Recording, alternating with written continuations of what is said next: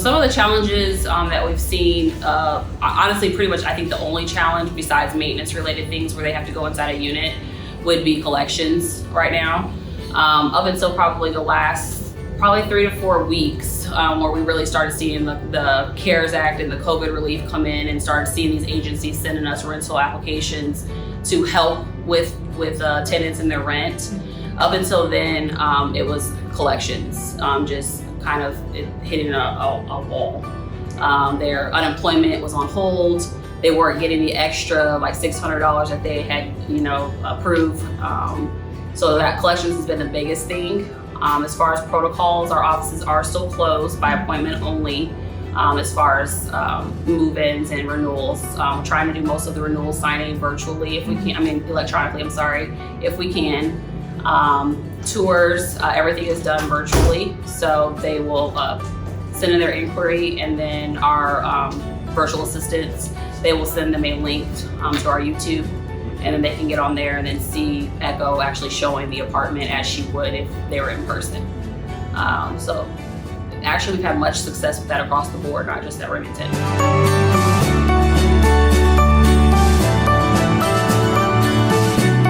Definitely being effective. We started, of course, with curb appeal. That's one of the biggest things, of course, is people being able to see a change. So a lot of the exterior upgrades, as far as new painting, the roofs, new signage, new landscaping, landscaping being kept up to par. We changed trash companies, so we had new dumpsters delivered, which was a big thing too. Removing some of the dumpster fencing around them that was half up, half down, those types of things. So curb appeal was the biggest thing with rebranding. And then of course, we did a name change. The previous was, I believe, Rockwood Apartments. And there was just a lot of stigma around it, about it not being the best place to live. And it is a good product here. I just think it was not being taken care of and given the TLC it needed. So with us coming in and doing the capital improvements, having a manager that cares, owners that care, and then being able to have these tenants that have been here for years, seeing the bad and now the good, now they're able to go online with our assistants, because a lot of them don't know how to get on Google. Some of them are older, but we have them go on there and do Google reviews and those types of things that has helped. We actually don't have any, as far as ILS's, apartments.com, rent.com, we don't have any of those that we pay for. So everything has been word of mouth, curb appeal, referrals, or just drive by and just seeing that it's a new product. A lot of the work being done here, especially when we're local in Indy, when we have a new project, we have history with our vendors. So we do have to get some new when it's like electrical, or if with COVID, some vendors weren't working, they just refused to go in occupied units. So a lot of referrals from our current little family of contractors. So referrals is a big one. Of course, they have to provide us with their insurance, their W-9, so that way we can prove it's kind of experience, based off of experience. So we'll give them a smaller job first. If that job is done correctly, done promptly, done efficiently, then we'll try to throw some bigger jobs at them. It's kind of just an experience base and building that relationship. If they're new, and it's kind of a one and done type of thing, they don't really get a second chance, especially with a new project. And we don't have time to waste trying to babysit and pacify contractors. So, what was wrong and what did they do right, as far as are they just sending Joe Schmo out, or are they actually I try to stay with contractors that are smaller. I found that that's easier. If it's like an owner and they have a couple workers under them, it's more easily managed.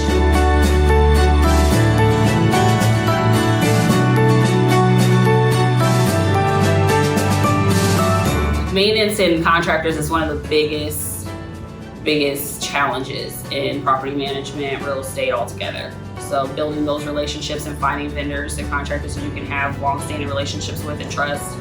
Once you get them, you just try to hold on to them and not share them with anybody else. So we have that here, luckily. I can text a contractor and tell them about a last minute move in at 6, 7 o'clock at night for something that needs to be done last minute, or something that was missed, or something that happened that now needs fixed, and I can trust that they'll get it done before they move in. So it's just nice to have those relationships, and a lot of the contractors we've been working with for years at several of our projects. Typically, just age is one of the big ones. I actually had the HVAC contractor text me yesterday. He was in a townhome, and the furnace that was in there was about 40 years old. And at first glance, when we walk in due diligence, you look at it and you say old. We don't know the age of it. We're not experts. So, and then a lot of them, there was no maintenance being done prior to. So we would go into the vacants, and we had 20 plus vacants, but there's 156 units here. So we don't know what those tenants were going through, and the conditions of those units as far as if they were working or not working. And then a lot of them, it's just if it's gonna cost $800 or $900 to fix it, repairing a 10, 15-year-old system, and it's only $1,100, $1,200 for me to replace it and get another 10 years off of it, and then eventually be able to get the rebates that come along with those things, because that's a program that we're getting ready to do is for the HVAC specifically. Why not just spend that extra $300, get a new system, the tenant's happy, and then reap the benefits of putting a new system in there. So, plumbing, another one with age. This property is older. Pipes, they've got those, copper lines, and over time, rocks get in there. It gets a little pinhole leak. That pinhole leak eventually turns into a mother load of issues, and then it just, there's age, and then no preventative maintenance being done. And then now we're on schedule with our contractor to get like clean outs cleaned out quarterly. Just those types of little things go so much further in the long run. So just like I said, age, and then no maintenance or preventative maintenance. Save money, being able to do them in-house. So having our guys, as far as our maintenance team, do them. And then having those long-term relationships.